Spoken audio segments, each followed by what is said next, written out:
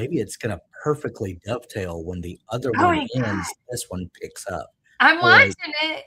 look at the timing. Oh, not perfect, but close. Oh, yeah. What's up, everybody?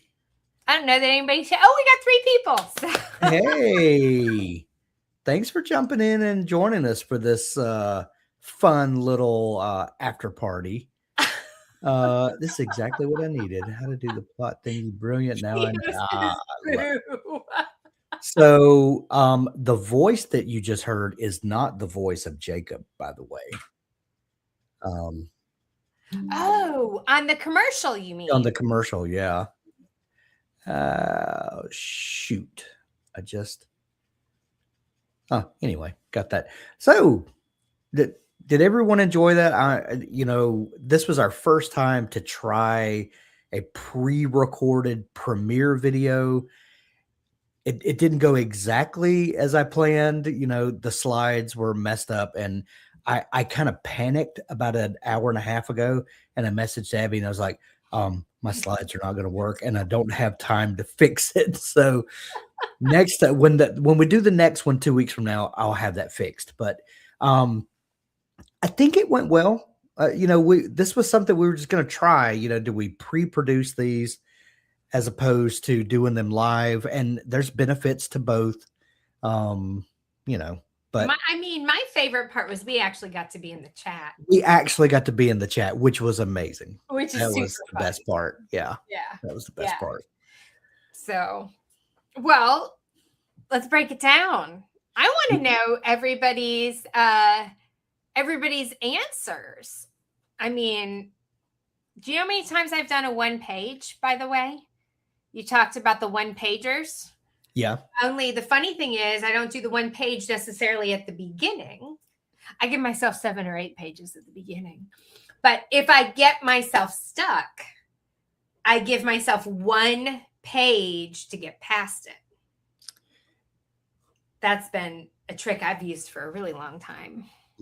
Love it. I'm a big fan. I've said it so many times. I get tired of hearing myself say the same thing, but I'm a big proponent of knowing the beginning and the end, and then several tent posts in the middle, and that gives me enough structure that I'm never sitting there thinking, okay, what happens next in this story? I never have that problem, but it gives me the freedom to also, make decisions on the fly. And I know that, because I know kind of what my next big tent pole is, I can't veer too far off the path.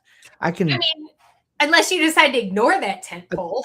unless and I have done that before, and sometimes it turns out okay, and sometimes not, but you have the freedom to do that. So I'll tell you what it has occurred to me lately, and I don't know if anyone is like this, yeah. but the first book or 2 that I wrote, I really did not want to outline at all.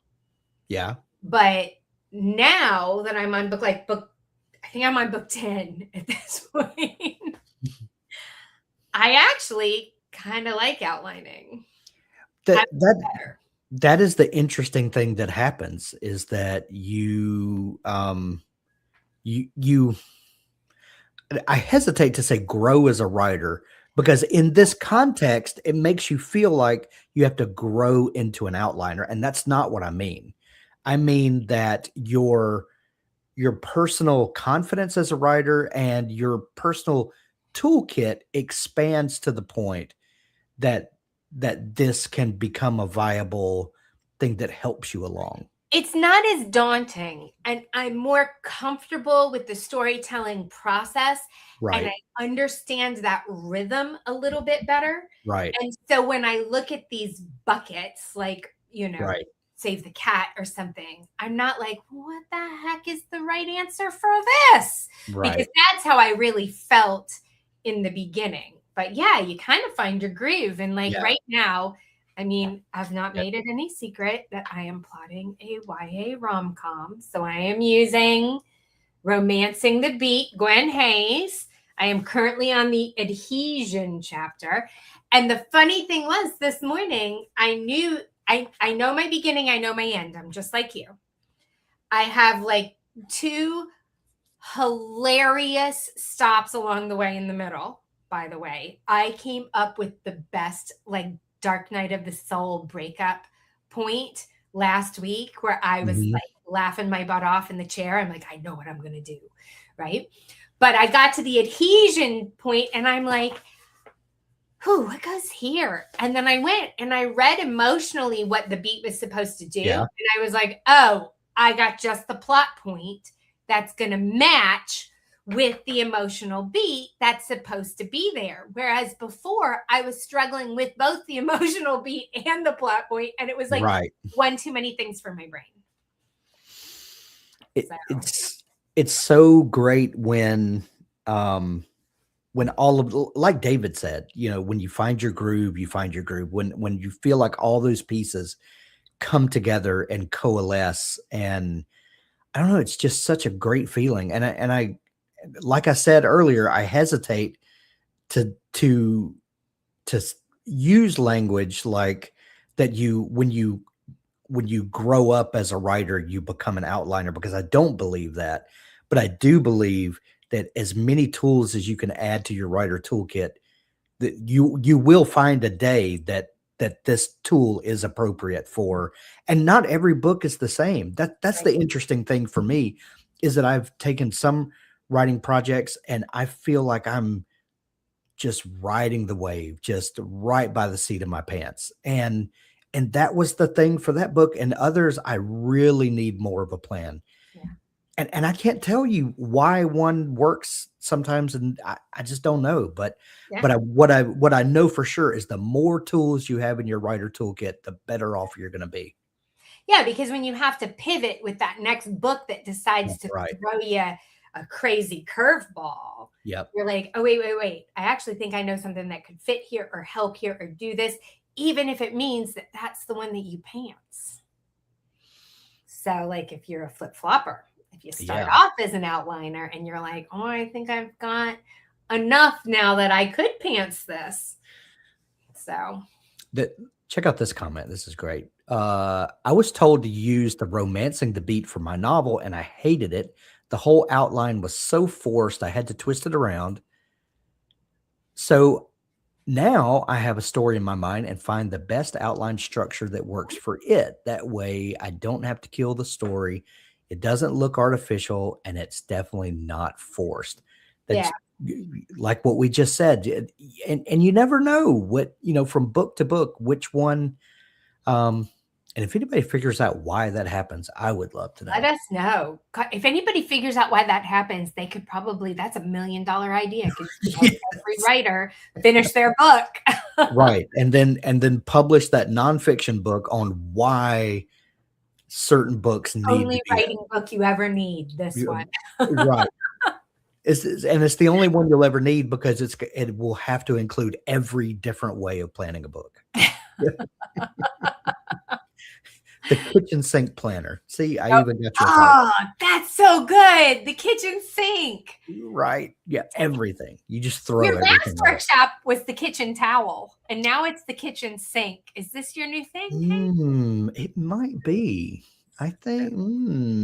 Oh, look what I'm seeing here. Not to have one YouTube show promote the other YouTube show, but Brooke and I are in the middle of shooting what we're calling first novel problems. I am so excited for this, by the way. Just as a fan who wants to watch this, because this is you guys' deal, but I'm so excited to see how this is going to go.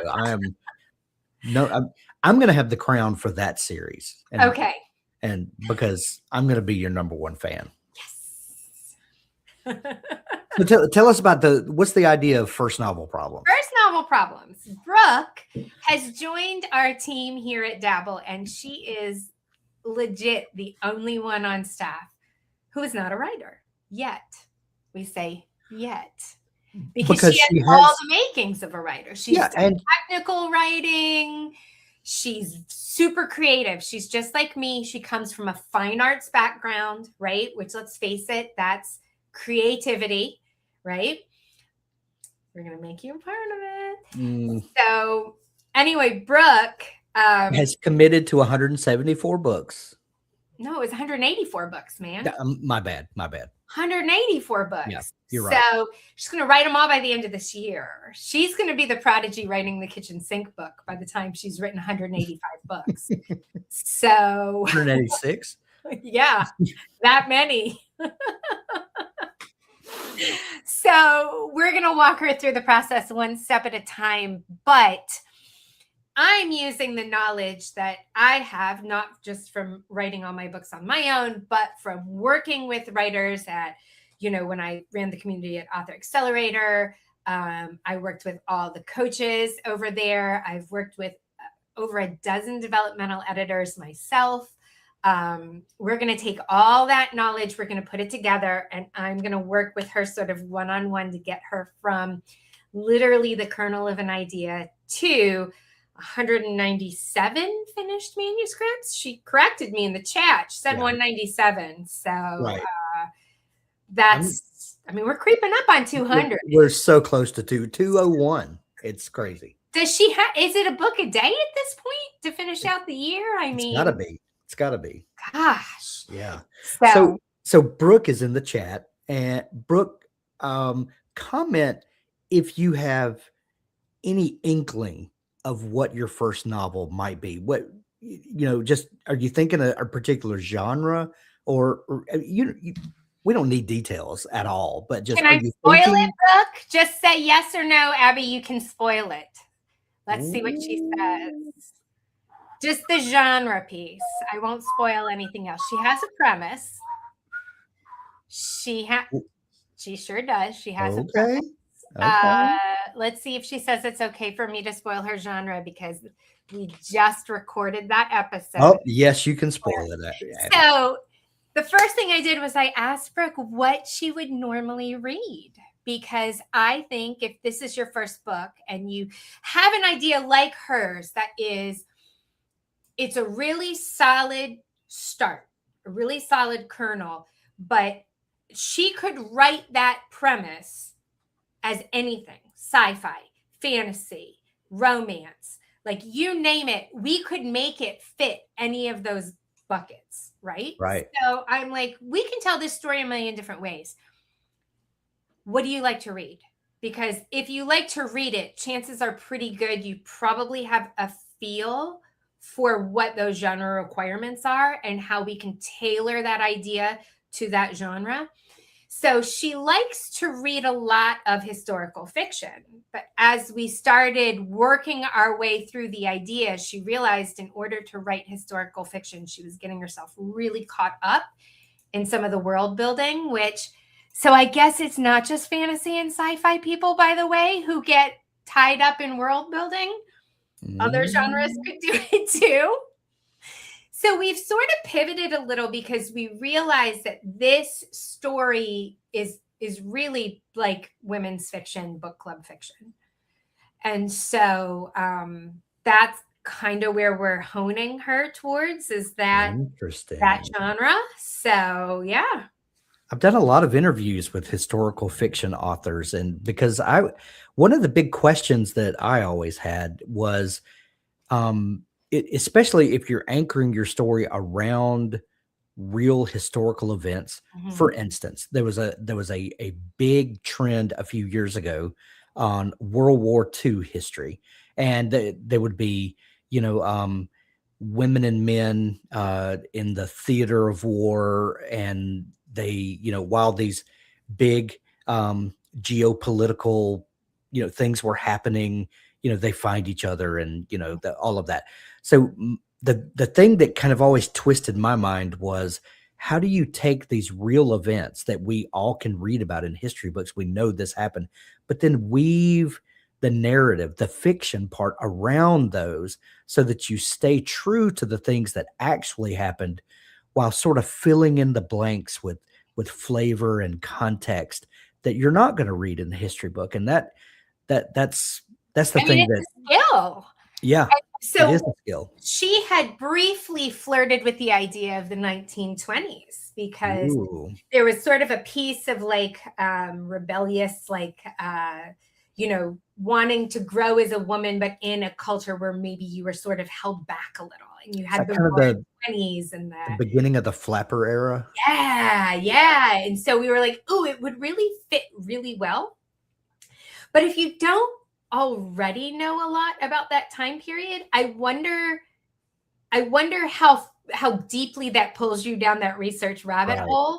Like I taught this one kid a million years ago when I was teaching high school art, and he could tell you about every model of tank that was in World War II. Like he could Right. tell you about all the weapons in World War II. He could tell you about all these weird facts during the war.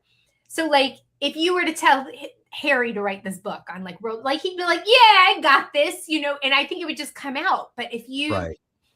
don't already have an affection or an affinity or a knowledge base for that, I wonder, like, because you're trying not to make it up, right? I mean, you're trying Right. to be historically accurate in some sense. So But you also don't want it to read like a manual. You want it to yeah, read like an actual interpersonal, um like a story. Like yeah, you want to connect with characters, but yeah. you also want it to be true to. Yeah, you don't want it to be like a college history paper. Yeah, So exactly. Brooke brings up something right here that I think is so key. And you're probably going to hear me say it a million times on the series, but that's don't write above your pay grade. If this is your first book and you're Right. serious about getting it done, there are so many pieces you have to learn to juggle at once. There's the craft pieces of getting the story to hang together, having all the right parts, all the moving pieces, getting the emotional arc, getting the plot, getting the world building. So you're layering in all these pieces. There's also the project management that you're learning, because this isn't just you write one draft and you're done. You write, Right. you revise, you have to take into consideration feedback.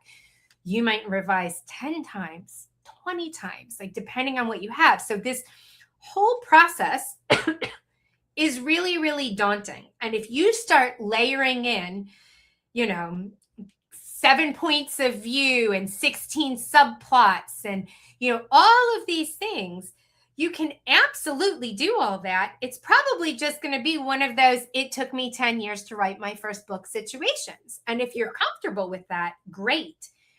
But if you want to ensure that you finish, start simple. And that's what I was trying to really encourage Brooke to do, especially since she's doing it publicly. Let's start simple. So if you feel like research is daunting, maybe pull back on that part, unless it's absolutely crucial to your story. And for hers, it wasn't. So we made that artistic decision to set it in a different time period. And you can always do like the advice I heard on a podcast like 10 years ago, and I cannot remember the guy's name, and so I apologize. But they wrote a book, and it was a unicorn western, and he said I always wanted to write a western, like a legit, like Tombstone western. He said, but I wasn't confident enough that I had all of the historical pieces right, and that I would get all of the guns and the horses and all the things right that need to be there. He said, so I was kind of terrified about all that. So I just wrote a unicorn into one scene. And he said, once you drop a unicorn in, all bets are off. You can do anything you want to. You don't have to have the pieces right. He said, so I wrote a unicorn western. That is so Genius. absolutely brilliant, is it not? I mean, that's creative. Yes. Too. So Yeah. does he have an art degree? I don't know, but I'm better look that up. Yeah, I'm looking now to see if I can figure out Johnny B. Truant, and it's called Unicorn Western. Is that his real name, Johnny B. Truant? Because as a high school teacher, I'm like, yeah, I doubt it, but Yeah, it was written by Johnny B. Truant and Sean Platt. They used to have a uh, the self-publishing podcast, I Wait think. a minute. Did they also write the There were a YA bunch. rom-com with the mummies? Maybe, Oh my maybe god, because that one was they hilarious. they wrote like a crap ton of stuff. All right, now I Um, gotta. I like literally had the mummy book sitting right here for the longest time. I can still hear you. Let me just look and um, see. but yeah, it's called Unicorn Western. So you can look it up. But yeah, it's got like a cowboy shooting a gun, and he's sitting right on a unicorn, and Oh my it was just the most. I was like, that's amazing because yeah, if you're intimidated by the facts of something, just introduce something that breaks the genre, and then you're free to do anything you want. Um, Fat Vampire was another series they wrote. Um, Yeah, I'm looking here right now. Fat Vampire. That's awesome. Oh my yeah, gosh, they have so many. Game so of many. Things. Yeah, I don't see the mummy book that I yeah, was looking for. So it must be someone else that just decided to. yeah.